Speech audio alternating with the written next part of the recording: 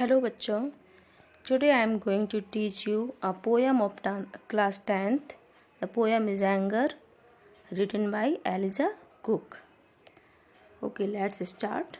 Now we read the first stanza of the poem. Oh, anger is an ugly thing and spoils the fairest face. It cometh like a rainy cloud upon a sunny place. Poet यहाँ पर कहती है oh anger is an ugly thing. Anger means क्या होता है? क्रोध या गुस्सा। एंगर जो है, क्रोध जो है वो कैसा होता है? एक अगली थिंग, एक क्रूप वस्तु है। And spoils the fairest face, जो हमारे फेयरेस्ट फेस को, सुंदर चेहरे को स्पॉइल मीन्स नष्ट कर देता है। एंगर जो है वो एक क्रूप वस्तु है जो सुंदर से सुंदर चेहरे को नष्ट कर देती है। It cometh like a rainy cloud, और ये किस तरीके से आती है? रेनी क्लाउड की तरह, बादलों की तरह, काले बादलों की तरह, मतलब जो बरसात वाले बादल होते हैं ना, उनकी तरह। अपॉन अ सनी प्लेस, जैसे कि सनी प्लेस मतलब जैसे किसी स्थान पर धूप निकली हुई है और अचानक से बादल छा जाते हैं, तो क्या हो जाता है वहाँ पे कि जब बादल छाएंगे, काले बादल, तो अंधेरा सा हो जाएगा और धूप नहीं दिखेगी। तो इसी तरीके से यहाँ पे क्या है, पोएट ने रेनी क्लाउड को एंगर से कंपेयर किया है, मतलब कि बादलों को क्रोध से तुलना की है, और सनी प्लेस, धूप भरी जगह की फेयरेस्ट फेस, सुंदर चेहरे से तुलना की है। तो पोएट ने यहाँ पे बताया है कि एंगर रेनी क्लाउड की तरह आती है और सनी प्लेस मतलब फेयरेस्ट फेस को स्पॉइल कर देती है। Now let's start the second stanza of the poem.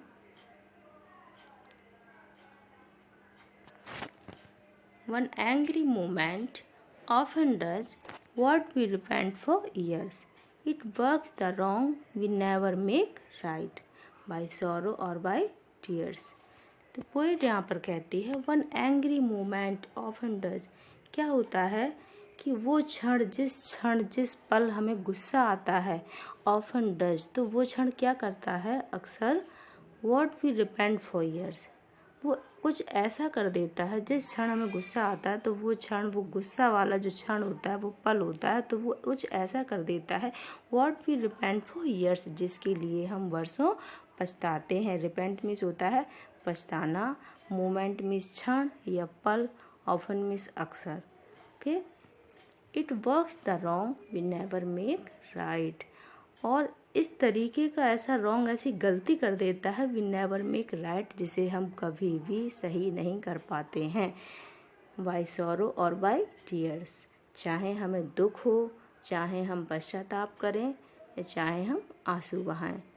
मतलब पोएट का कहने का आशा ये है कि जब हमें गुस्सा आता है, जब किसी भी पर्सन, किसी व्यक्ति को गुस्सा आता है, तो जो जिस पल में, जिस क्षण में गुस्सा आता है, तो उस समय गुस्से में कुछ ऐसा हो जाता है, ऐसी गलती हो जाती है जिसके लिए हम बरसों पछताते हैं और उसे हम कभी सही नहीं कर पाते हैं। फिर हम उसके लिए कितना भी विलाप करें या कितने भी आंसू बहाएं। Okay, now clear. Now we read third stanza of the poem. The hand of peace is frank and warm, and soft as dove's wing, and he who quells an angry thought is greater than a king. यहाँ पे poet कहती है the hand of peace. अभी दो stanza में, जो ऊपर के दो स्टैंजाज आपने पढ़े, उनमें पोएट ने एंगर की डिमेरिट्स बताई थी, मतलब कि क्रोध की जो बुराइयां हैं, जिस तरीके से क्रोध एक ह्यूमन बीइंग को हार्म करता है, उसके बारे में बताया था। अब पोएट जो है वो पीस की इम्पोर्टेंस के बारे में बताना चाह रही है। पीस मीन्स शांति। तो पोएट क्या कहती है? The hand of peace is Frank and warm, मतलब हमारे हाथ में जो शांति होती है, हमारे पास या हमारे मन में, हाथ में शांति, जो मतलब हमारे हाथ में आई हुई शांति है, वो कैसी होती है? इज फ्रैंक मीन्स मतलब निडर, मतलब ओपन या उदार, एंड वार्म का क्या मतलब होता है? गर्माहट देने वाली।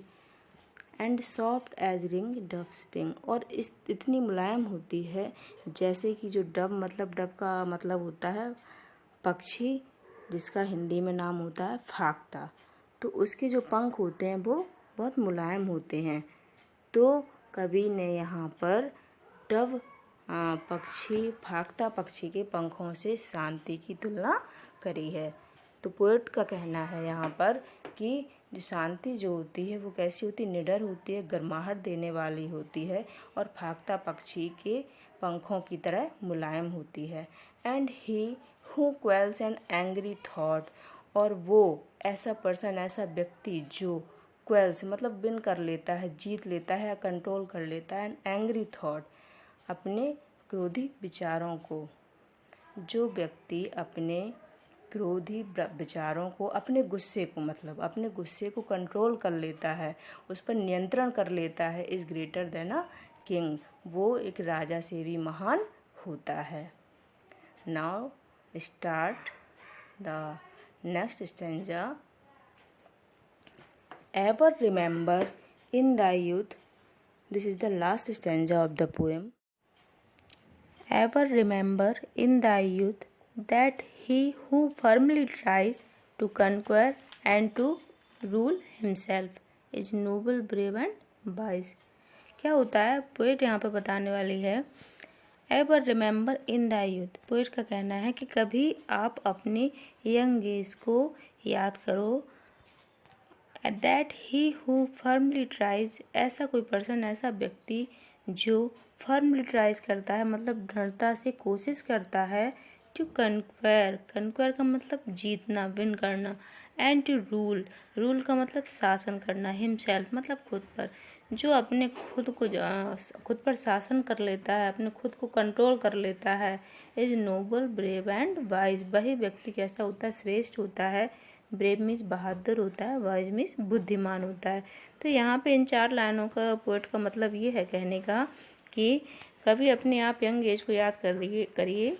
तो क्या होता है यंग एज में कि ऐसा कोई व्यक्ति, यंग एज में क्या होता है, जल्दी गुस्सा आ जाता है। तो पोएट का कहना है कि उस समय जो व्यक्ति अपनी फीलिंग्स को कंट्रोल कर लेता है, अपनी इंद्रियों को वश में कर लेता है, खुद के विचारों पर विजय प्राप्त कर लेता है, तो वो व्यक्ति सबसे ज़्यादा, मतलब वो नोबल होता है, नोबल मीन्स श्रेष्ठ होता है, ब्रेव मीन्स बहादुर होता है, एंड वाइज मीन्स बुद्धिमान होता है। यहाँ पर हमारी पोएम समाप्त होती है। Thanks for watching.